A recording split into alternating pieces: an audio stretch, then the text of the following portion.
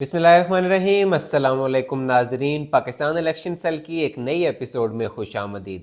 नाजरीन, पाकिस्तान में कितने वज़राए आज़म आए, कितने गए, किसने अपनी मुद्दत पूरी की और किसने नहीं की, कौन कितनी मुद्दत के लिए पाकिस्तान की वजारत उज़्मा पर बराजमान रहा, ये तमाम तर दिलचस्प तफसीलात आज हम आपसे शेयर करेंगे। सबसे पहले आपको ताज़ा तरीन अपडेट देते हैं कि जनाब आज कौमी असम्बली का इजलास हुआ आज सुबह, जिसमें शहबाज शरीफ जनाब पाकिस्तान के वज़ीर-ए-आज़म दोबारा से मुंतखब हो गए हैं।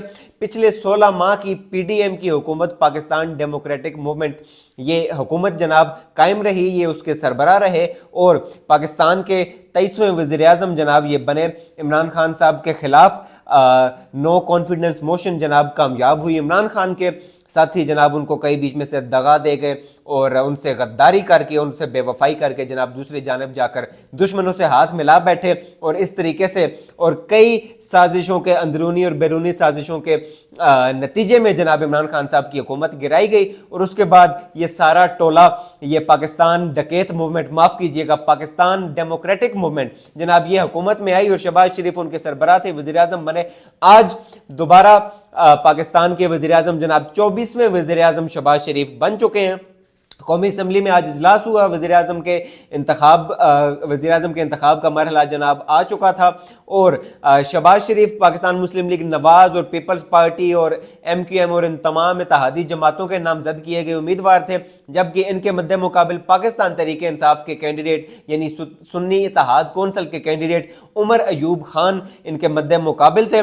और जब वोटिंग हुई तो वोटिंग के बाद जो नतीजा है उसमें 201 वोट्स लेकर शहबाज शरीफ पाकिस्तान के 24वें वज़ीर-ए-आज़म मुंतखब हुए हैं और उनके मुकाबले में उमर अयूब खान पाकिस्तान तहरीक इंसाफ के कैंडिडेट नामजद किए गए। सुन्नी इत्तेहाद कौंसल के मेंबर जनाब उन्होंने 92 वोट्स हासिल किए। ये थी जो मैंने आपको फिगर्स आपके सामने रखे। बड़ा गर्मा गर्म जनाब इजलास हुआ, बड़ा तल का खेज वहाँ पर इजलास हुआ आज कौमी असम्बली का। शदीद नारेबाजी और वही नारे जो हम पहले से सुनते आ रहे थे, वो नारे दोबारा लगने शुरू हो गए हैं। कौन से नारे? गो नवाज गो और मरियम के पापा चोर हैं और मैंडेट चोर और इस किस्म के नारे जनाब आज असम्बली में गूंजते रहे। ये तमाम तर वीडियोस भी हम आपके साथ शेयर करेंगे, आप अपनी स्क्रीन के ऊपर इनको देख सकते हैं।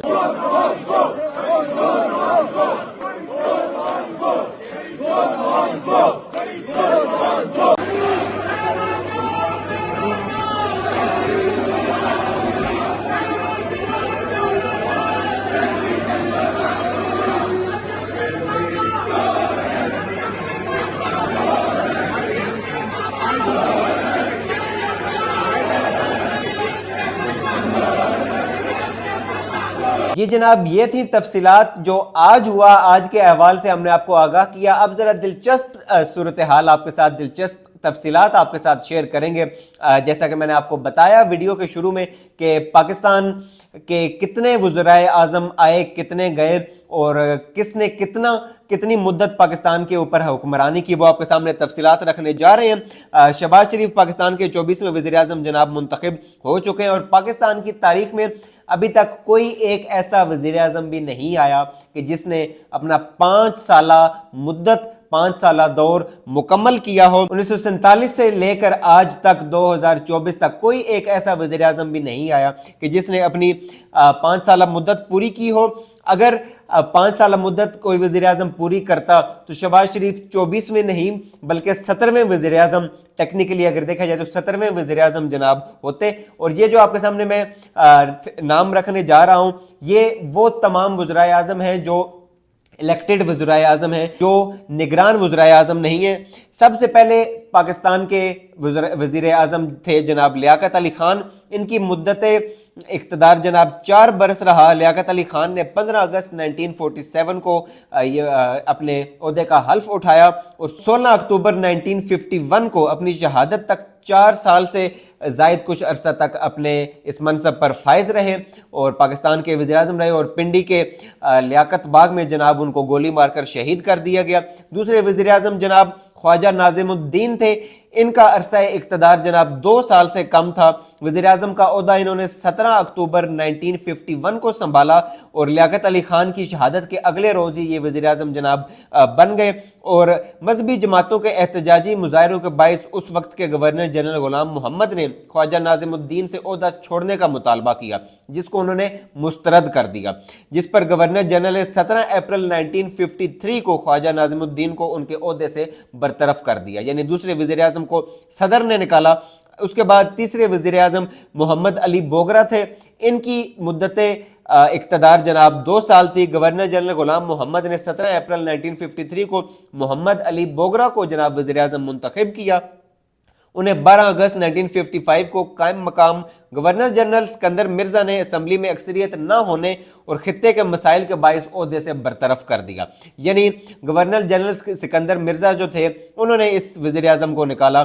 اس کے بعد چوتھے وزیر اعظم چودھری محمد علی، ان کا مدت اقتدار 1 سال تھا۔ چودھری محمد علی نے 2 اگست 1957 کو پاکستان کے چوتھے وزیر اعظم کا جناب حلف اٹھایا، اور ان کا نام جناب جو پچھلے تھے گورنر جنرل سکندر مرزا انہوں نے تجویز کیا تھا، اور چودھری محمد علی کے عہد میں 1956 کا جو آئین تھا، یہ بڑی خاص بات ہے، 1956 کا آئین جناب پہلا آئین پاکستان کا وہ نافذ ہوا، اور 12 ستمبر 1956 کو چودھری محمد علی نے اپنے پارٹی کے اراکین سے اختلاف کے باعث استعفیٰ دے دیا۔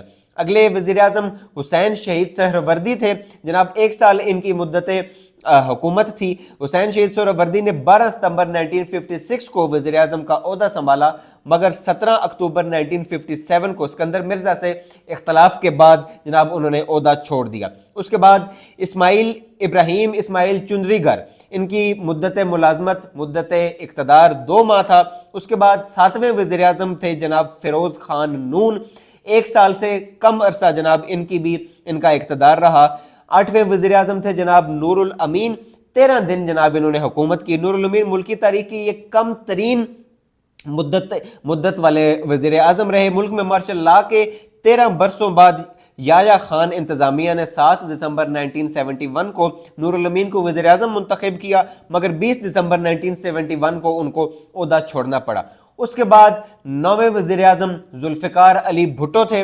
ذوالفقار علی بھٹو 14 اگست 1973 کو وزیر اعظم منتخب ہوئے۔ اس کے بعد 1977 کے عام انتخابات میں وہ ایک بار پھر کامیاب ہوئے، مگر جنرل ضیاء الحق نے مارشل لا لگا کر انہیں گھر بھیج دیا، گھر نہیں بلکہ جیل بھیج دیا، اور ذوالفقار علی بھٹو کو 1979 میں پھانسی دے دی گئی۔ یہ وہ دور اقتدار تھا جس میں ملک کا جو موجودہ قانون ہے، موجودہ آئین ہے 1973 کا، 1973 کا آئین، وہ بنا، وہ نافذ ہوا ملک میں۔ اس کے بعد 10ویں وزیر اعظم محمد خان جنیجو تھے، یہ 3 سال کے لیے وزیر اعظم رہے۔ 23 مارچ 1985 کو فوجی امر ضیاء الحق کے دور میں جناب یہ وزیر اعظم منتخب ہوئے، اور ان کی حکومت کو 29 مئی 1988 کو برطرف کر دیا گیا۔ اس کے بعد بے نظیر بھٹو کا پہلا دور حکومت آیا، 2 سال کے لیے وہ وزیر اعظم بنی، پہلی خاتون وزیر اعظم بنی، دنیا کی اسلامی تاریخ کی پہلی خاتون وزیر اعظم بنی، اور وہ 6 اگست 1990 تک اس عہدے پر کام کرتی رہی، اور اس کے بعد غلام اسحاق خان نے ان کی حکومت کو برطرف کر دیا۔ اس کے بعد نواز شریف 3 سال سے کم عمر کا عرصہ تھا جو ان کا پہلا دور اقتدار تھا، 1990 میں پہلی بار یہ وزیر اعظم بنے، اور ان کی حکومت کو بھی غلام اسحاق خان نے 1993 میں جناب برطرف کر دیا۔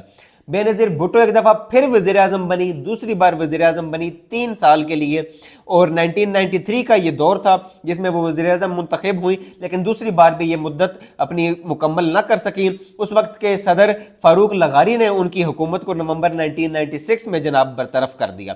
نواز شریف 14ویں وزیر اعظم دوسری دفعہ بنے وزیر اعظم 2 سال کے لیے، 1997 کا یہ دور تھا، اور اس میں کامیاب ہوئے 1997 میں وزیر اعظم بن کر، اور 12 اکتوبر 1999 کو ایک تاریخی دن تھا پاکستان کی ہسٹری میں، جمہوریت کے لیے وہ بدترین دن تھا، مگر نواز شریف کے مخالفین کے لیے وہ تاریخی دن تھا۔ جنرل پرویز مشرف نے جناب نواز شریف کی حکومت کا تختہ الٹا اور ملک میں مارشل لا جناب نافذ کر دیا۔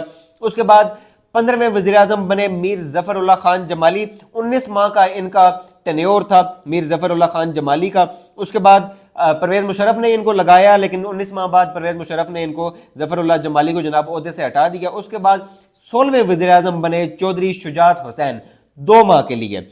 چودھری شجاعت حسین 30 جون 2004 کو وزیر اعظم بنے، مگر 2 ماہ بعد شوکت عزیز نے وزیر اعظم بننا تھا تو ان کے لیے اپنا عہدہ چھوڑ دیا۔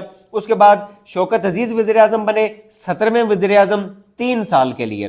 شوکت عزیز 28 اگست 2004 کو وزیر اعظم منتخب ہوئے اور پارلیمان کی مدت ہونے کے بعد 15 نومبر 2007 کو اپنے عہدے سے سبکدوش ہو گئے۔ 5 سال ان کا بھی عرصہ نہیں تھا، لیکن مدت اسمبلی جناب مکمل ہو چکی تھی، اس وجہ سے وہ عہدہ ان کا ختم ہو گیا۔ 18ویں وزیر اعظم یوسف رضا گیلانی بنے 4 سال کے لیے۔ 2008 کے انتخابات میں پاکستان پیپلز پارٹی جب اقتدار میں آئی تو پاکستان کے 18ویں وزیر اعظم بنے، اور 2012 میں وہ توہین عدالت کے مقدمے میں جناب ان کو سزا ملی اور ان کو جناب نااہل قرار دیا گیا اور اپنے عہدے سے ان کو فارغ ہونا پڑا۔